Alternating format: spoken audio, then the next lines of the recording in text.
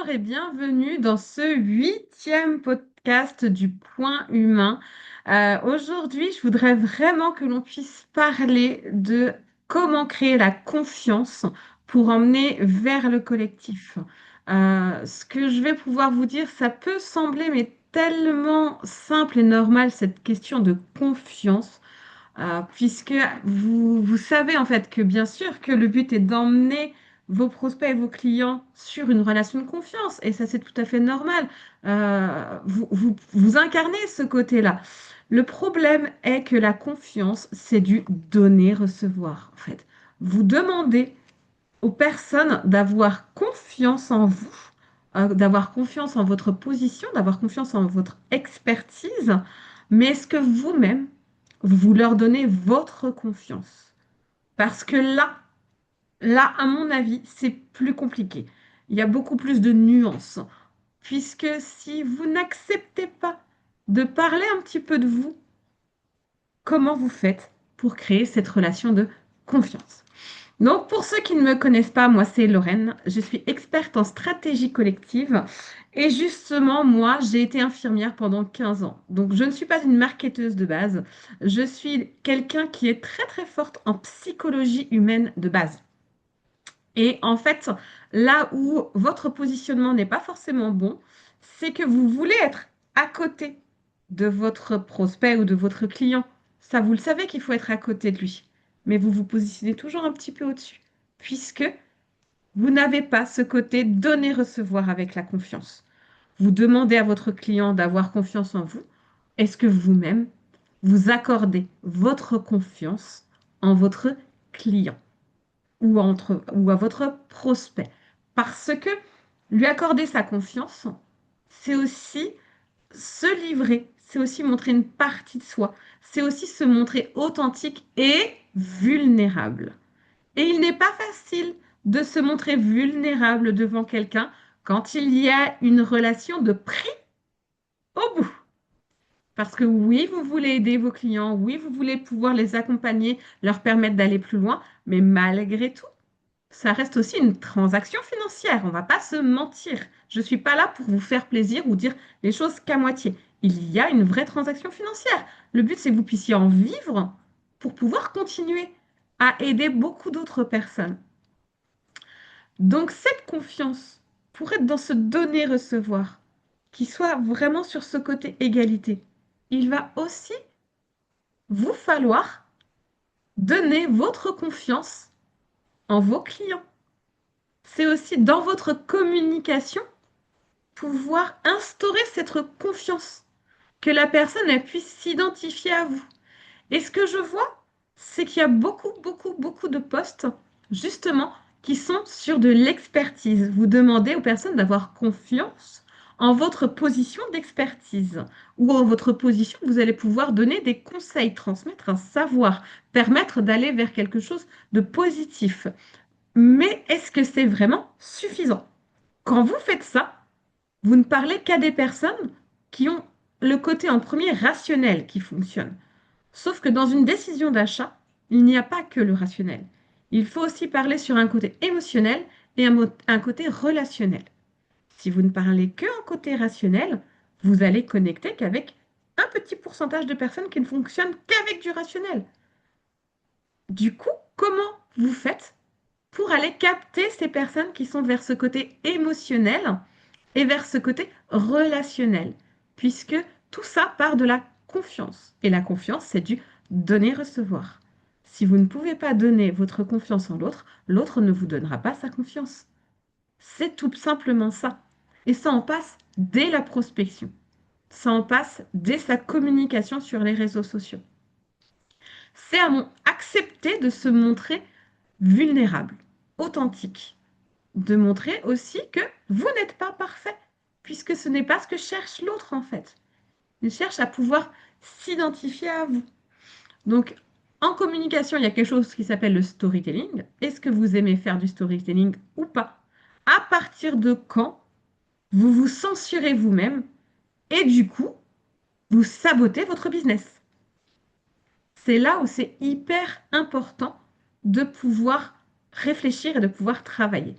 Puisque Si vous-même, vous n'avez pas confiance en votre positionnement, si vous avez des doutes, si vous vibrez l'incertitude ou si vous vibrez le manque, comment voulez-vous qu'en face, les personnes vous fassent pleinement confiance?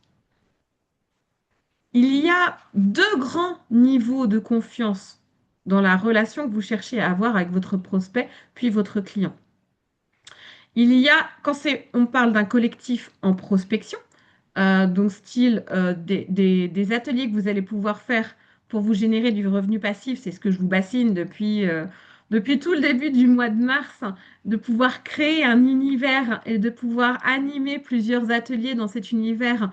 Vous commencez à apporter ce côté confiance auprès de la personne. Vous lui permettez de vous connecter à vous-même, de vous connecter à votre univers.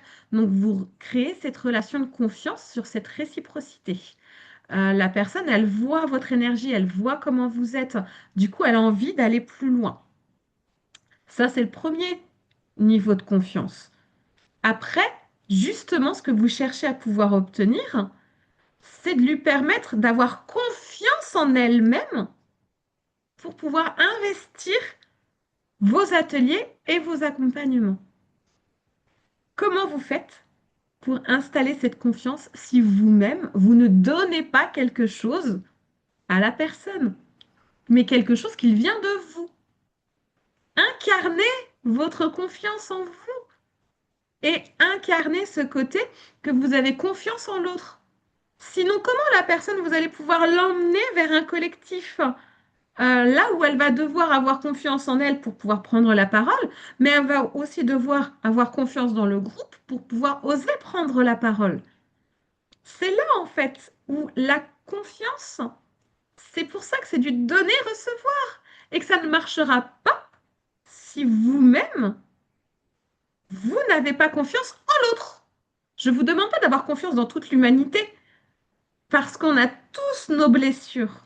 On a tous nos moments qui nous font douter. Les 5 blessures de l'âme, on les a tous et elles viennent nous chagaller à différents moments de notre vie. Je vous parle de ça puisqu'on a tous ce côté de trahison. On a tous été trahis par quelqu'un. Ça, c'est tout à fait normal. Et redonner sa confiance en quelqu'un n'est pas facile.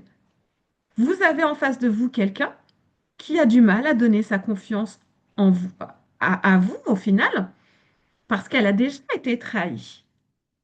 Donc il va peut-être aussi falloir lui donner le moyen de pouvoir avoir confiance en vous, en l'être humain que vous êtes, pas juste dans le bon thérapeute ou dans le bon coach ou dans la bonne personne qui va pouvoir bien accompagner la personne. Non, juste que le prospect puisse avoir confiance en vous, en l'être humain. Donc c'est là où ce travail de confiance, il est hyper, hyper important. Donc pensez à ça. Comment voulez-vous que la personne vous donne sa confiance si vous-même, vous ne faites pas un pas vers l'autre? C'est très, très, très, très, très, très important. C'est de la psychologie humaine de base. Donc, je ne vous demande pas de faire du storytelling en racontant toute votre vie ou en racontant tous vos traumas. Ce qui va être très intéressant et très important pour vous, c'est pouvoir justement identifier qu'est-ce que vous êtes prêt à donner et qu'est-ce que vous n'êtes pas prêt à donner. Parce qu'en fonction de ce que vous êtes prêt à donner, vous allez pouvoir connecter avec l'autre et vous allez pouvoir installer cette confiance.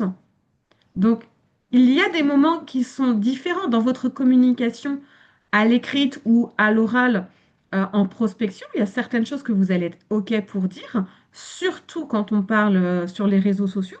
Il y a des choses qu'on n'a pas forcément envie d'afficher comme ça devant tout le monde. Et après, quand on est en un pour un, il y a des choses que là aussi, on est OK pour partager, qu'on n'aurait pas été OK de parler en prospection. Donc, c'est important que vous puissiez travailler sur tout ça pour pouvoir être OK par rapport à ça et pour pouvoir vraiment connecter avec la personne de la bonne façon au bon moment. Et si vous n'êtes pas OK vous-même avec ça, comment voulez-vous que l'autre se connecte à vous et vous donne sa confiance alors que vous-même, vous n'êtes pas OK avec ça? Ça ne marchera pas. Donc il y a des fois, c'est juste en travaillant de la bonne façon, qu'on arrive à pouvoir connecter avec les bonnes personnes, en adaptant aussi son message, en acceptant d'avoir confiance en l'autre, pour que l'autre nous renvoie après ce côté-là. C'est du donner-recevoir. La prospection, c'est du donner-recevoir. Un accompagnement, c'est du donner-recevoir.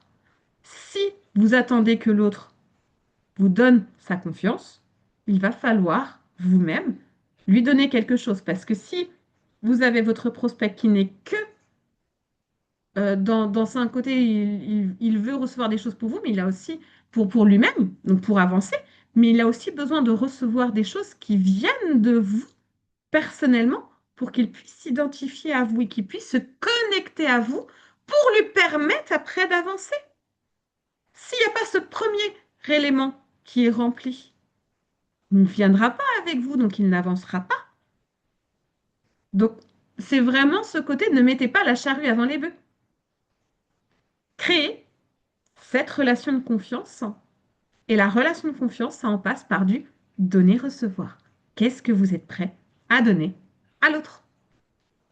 Donc voilà, je vais vous laisser sur cette réflexion qui, je sais, n'est pas évidente, n'est pas si facile, mais quand on fait du groupe, donc c'est-à-dire quand on fait de la prospection, parce que la prospection, c'est que de l'aller vers et c'est que du groupe, hein. Même si vous faites après en un pour un, au tout début, je suis désolée, faire un post, c'est de l'aller vers, c'est du groupe, hein. Parce que vous espérez tous qu'il n'y a pas qu'une seule personne qui vous réponde ou qu'il n'y a pas qu'une seule personne qui interagisse. Donc à partir de ça, c'est du groupe. Donc si vraiment vous voulez pouvoir que ce moment se passe le mieux possible, que cette confiance puisse se passer, il va falloir permettre aux personnes de se connecter à vous sur un côté rationnel, relationnel, émotionnel. Si vous ne donnez que du rationnel, la confiance ne peut pas se créer. La personne elle a besoin de se connecter à vous de différentes façons possibles. Et ça en passe dès votre prospection. Donc, il y a vraiment quelque chose à travailler sur ce que vous êtes prêt à donner, mais à donner de vous, pas juste votre expertise, à donner une petite partie de vous ou de votre histoire aussi, pour que la personne elle puisse se connecter à vous. Donc, je sais que c'est pas toujours évident, ça se travaille. C'est une des choses que moi aussi je travaille dans mes accompagnements et que je permets aux personnes de pouvoir aller sur ces niveaux-là. Donc, c'est une vraie réflexion à avoir que je vous invite vraiment à travailler sur ce positionnement. La semaine prochaine, on parlera ensemble de votre cible et de l'entonnoir stratégique dans laquelle votre cible est- va devoir passer. Je n'en dis pas plus. Je vous remercie beaucoup et je vous dis à la semaine prochaine.